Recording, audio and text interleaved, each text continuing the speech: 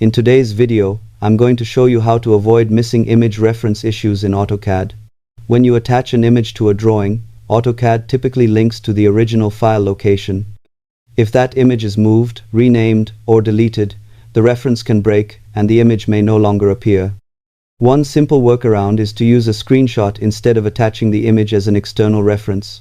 First, capture the image using a screenshot tool such as Windows + Shift + S. Select the area you want to include and copy it to your clipboard. Next, return to AutoCAD and paste the screenshot directly into your drawing using Ctrl+V.